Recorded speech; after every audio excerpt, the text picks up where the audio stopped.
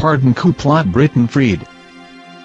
Former British soldier Simon Mann, who had been sentenced to 34 years for a coup plot in Equatorial Guinea, has been freed.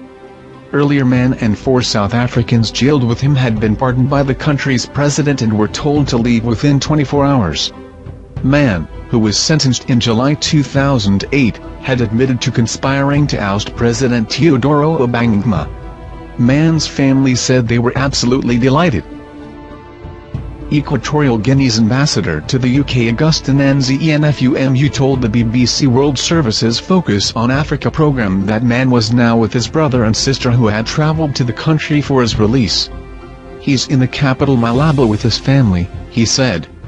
"The family took a private plane for him and they are waiting and they will decide when to leave the country." A Mann family statement said, "Everyone is profoundly grateful to the president and the government of Equatorial Guinea. The whole family is overjoyed at the prospect of finally welcoming Simon home after 5.5 long years away." Live in peace. An advisor to President Obiang, Miguel Mifuno, said that Mann, 57, had been released on humanitarian grounds related to his health. Mann had a hernia operation in 2008. Mr. Mifuno said, Simon Mann conducted himself in exemplary fashion during his trial and his incarceration in Equatorial Guinea. He has had some health problems, and was operated on. He is now in good health, but the president thinks he should now be allowed to live in peace with his family.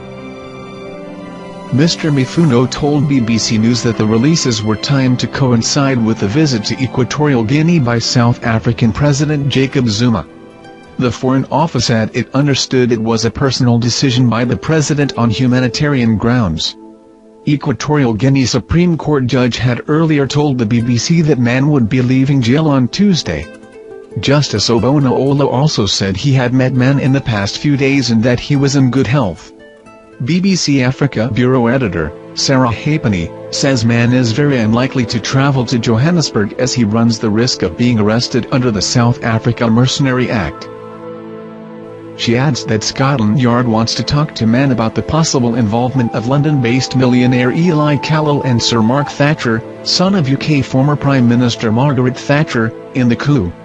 Sources in Scotland Yard's counter-terrorism command have confirmed to the BBC that there is an ongoing investigation into whether any offences relating to the coup were committed in the UK. BBC security correspondent Frank Gardner says Mann's release has been a surprise and that Mann's family had only been told 24 hours ago. He's going to see a son he's never seen, who was born when he was in prison. This is a man who, if he had served his whole sentence, would have come out in his 90s, our correspondent says. Equatorial Guinea analyst Anthony Goldman told the BBC that friends of Mann had been hinting of his possible release for several weeks. But he said that the timing of the move 3 weeks ahead of presidential elections was something of a surprise in a country where officials constantly feared that concessions could be interpreted as weakness. Some analysts had suggested that Mann was released because he posed a security risk, but Equatorial Guinea's ambassador rejected this. "Tell those people that they are writing novels. If they want to make another movie on that, let them invent stories," Mr. Nzenfumu said. "The man has been there almost 2 years, I don't know what security risk, I can't commend such nonsense." An accomplice in March 2004, Mann and 63 others were arrested in Zimbabwe on board a plane that arrived from South Africa. Its destination was Equatorial Guinea. Equatorial Guinea, an oil-rich former Spanish colony, has been ruled by President Obiang since he seized power from his uncle in 1979. Mann's lawyer had asked for leniency, saying his client was a pawn of powerful international businessmen and had been not a co-author of the coup plot but an accomplice. The former Special Forces officer apologized, saying he was not the most senior coup plotter. Mann had implicated Sir Mark Thatcher and Lebanese businessman Eli Callell as organizers of the plot. Sir Mark, who now lives in southern Spain, was fined and received a suspended sentence in South Africa in 2005 for unknowingly helping to finance the plot. After Mann's verdict, Sir Mark reiterated to the BBC that he had had no direct involvement. He said he had known nothing about any plan to overthrow the government and added that he had already faced justice in South Africa.